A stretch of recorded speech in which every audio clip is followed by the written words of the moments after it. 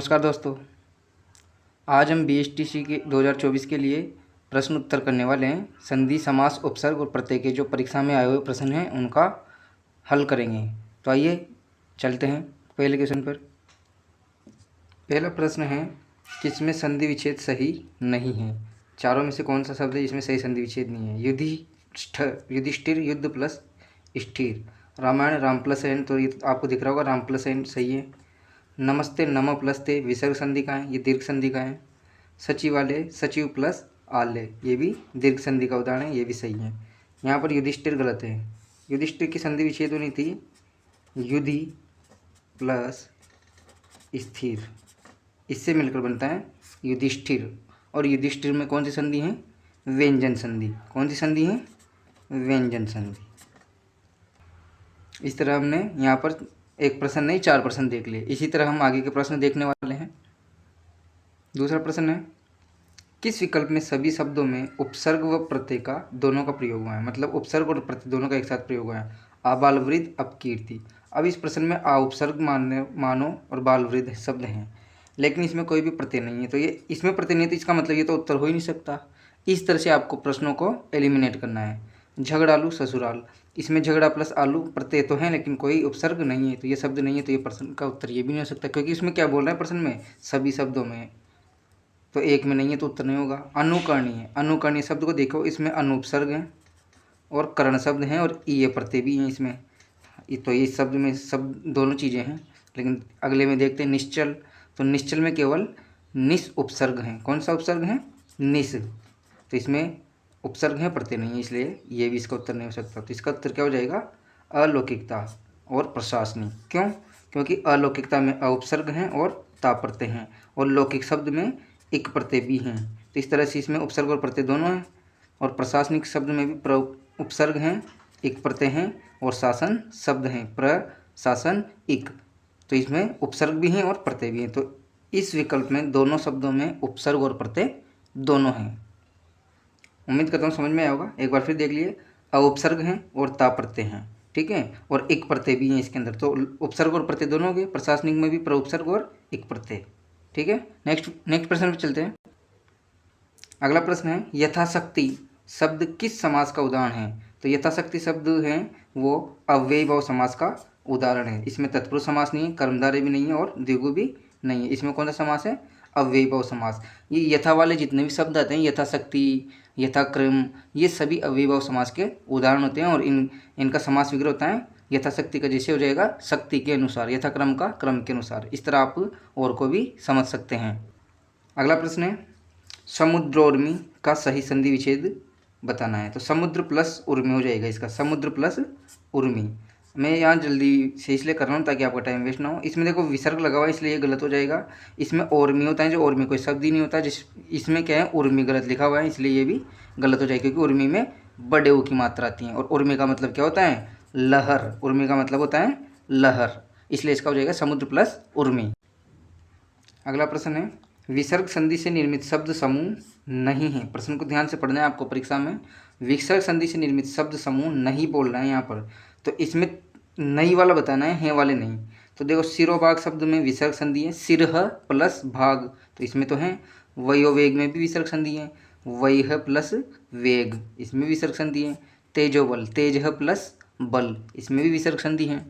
अवश्यंभावी, इसमें विसर्ग संधि नहीं है, इसमें कौन सी संधि है? व्यंजन संधि। तो जब एक में नहीं है तो इसका मतलब क्या हो जाएगा? इस प्रश्न का उत्तर यही हो जाएगा, क्योंकि अपन से क्या बोला है? निर्मित शब्द समूह नहीं है। अब शब्द समूह में से जब एक ही नहीं है तो अगले दो तो कैसे हो सकते हैं? और हो भी सकेंगे तब भी इसका उत्तर ये तो नहीं होगा, क्योंकि सारे के सारे ही विसर्ग संधि के होने चाहिए थे, तब नहीं होते। अब वहाँ नहीं पूछ रहे हैं तो ये नहीं हो गया ना, सारे के सारे नहीं है। और आबाल वृद्ध में भी वैसे विसर्ग संधि नहीं है, और मनोनुसार में इसमें विसर्ग संधि है। श्रेयस्कर शब्द को देखो, श्रेय प्लस कर, तो इसमें विसर्ग संधि है। चंद्रस्तम, चंद्र प्लस तम, इसमें विसर्ग संधि है। पुनर्प्राप्ति, पुनः प्लस प्राप्ति, ये एक संधि का नियम है विसर्ग संधि में, जिसमें वैसा का वैसा ही रह जाता है। क ख प फ आते हैं ना विसर्ग के बाद में, अ या आ के बाद में विसर्ग आए और उसके बाद में क ख प फ आए तो वैसा का वैसा ही बन जाता है। जैसे प्रातः प्लस काल, प्रातः काल, तो ये विसर्ग संधि का उदाहरण है। यशोधरा में विसर्ग संधि है। यश प्लस धरा, पुनरुक्ति में विसर्ग संधि है, पुनः प्लस उक्ति, और अतएव में विसर्ग संधि, अतः प्लस एव, इसलिए इस प्रश्न का उत्तर क्या हो जाएगा? ऑप्शन नंबर ब।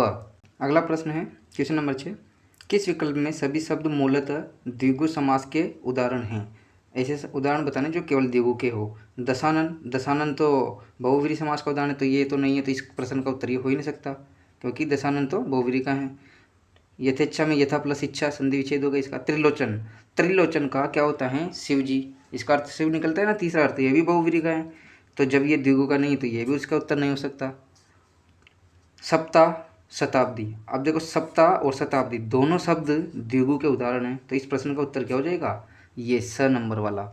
सप्ताह में 7 अहन यानी कि 7 दिनों का समूह को बोलते हैं, और शताब्दी बोलते हैं 100 अब्दों का समूह, 7 अब्दों का समूह यानी कि शताब्दी। चतुर्भुज, चतुर्भुज में द्विगु हैं लेकिन प्रत्यक्ष में नहीं है, इस तरह इसका उत्तर हो जाएगा स। अगला प्रश्न देखिए, बहुत शानदार प्रश्न है। उपसर्ग से निर्मित शब्दों के संदर्भ में कौन सा विकल्प संगत है? संगत बताना है। आ उपसर्ग, आक्षेपित, इसमें आ उपसर्ग हैं, बिल्कुल सही है। शेप शब्द हैं और इत प्रत्यय हैं, ठीक है। आंगिक, इसमें आ उपसर्ग नहीं है, इसमें अंग प्लस इक शब्द बनता है। आशक्ति, जब ये नहीं है तो इसका उत्तर ये हो ही नहीं सकता।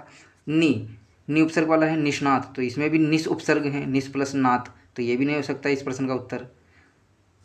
निष्पक्ष में निस उपसर्ग और पक्ष शब्द है, और इसमें निष्ठा में नी उपसर्ग जरूर है, इसमें है लेकिन इन दोनों में नहीं है। स्वल्प, सु उपसर्ग से बना हुआ है क्या? बिल्कुल बना हुआ है, सु प्लस अल्प स्वल्प। सौहार्द क्या सु उपसर्ग का है क्या? हाँ। सुहृद अ, ये भी सही है। और सुसुप्त, ये भी सही है, सु प्लस सुप्त। देखो इस शब्द को समझो, सुहृद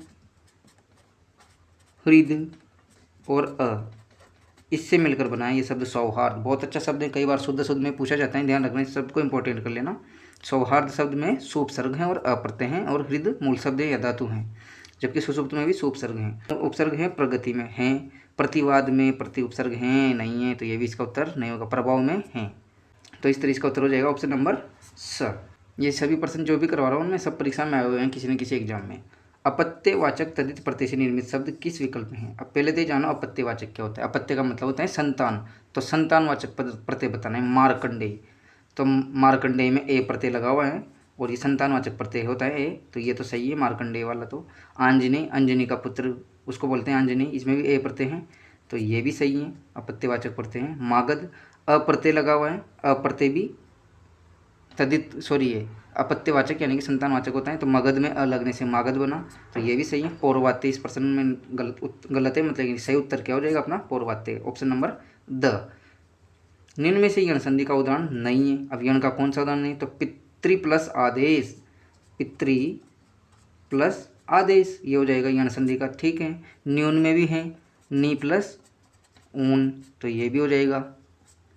अन्वे, अनु प्लस अये, ये भी यण संधि का है। स्वांग, इसमें कोई भी संधि नहीं है, यण संधि, स्व प्लस अंग हो जाएगा, ये तो इसमें दीर्घ संधि है, तो इस प्रश्न का उत्तर क्या हो जाएगा? Option number the. ये आ गया वीडियो का आखिरी प्रश्न, बहुत इंपॉर्टेंट है, और ये भी किसमें सभी शब्द स उपसर्ग से बने शब्द हैं। अब देखो इस एक प्रश्न में कितने सारे शब्द दे रखे हैं, तो इससे तुम्हारे एक साथ 12 प्रश्न क्लियर होंगे। स उपसर्ग वाले बता देता हूँ मैं आपको डायरेक्ट। स प्लस उल्लास, सोल्लास, बिल्कुल इसमें है स उपसर्ग। सत क्रिया में नहीं है, सद प्लस क्रिया, तो इसमें सद उपसर्ग है। सद्भाव में भी सद उपसर्ग है, और स इसमें स उपसर्ग हो जाएगा, तो इसका उत्तर ये नहीं होगा। सद्भावना, सद उपसर्ग है इसमें भी, तो ये भी इसका उत्तर नहीं हो सकता। सहायक में भी नहीं है, सहोदर में भी नहीं है, और सगमन में स है, ठीक है। सदय यानी दया सहित, इसमें है। सकाम यानी कि काम सहित, इसमें भी है। स प्लस अवकाश, सावकाश, इसमें भी स उपसर्ग है। स प्लस जीव, जीव सहित, इसमें भी स उपसर्ग है, तो अपना उत्तर क्या हो जाएगा? स नंबर का ऑप्शन। सहित, सहित, इसमें भी है। सहकर्ता, इसमें स उपसर्ग हैं। स प्लस अर्थक, सार्थक, इसमें भी हैं।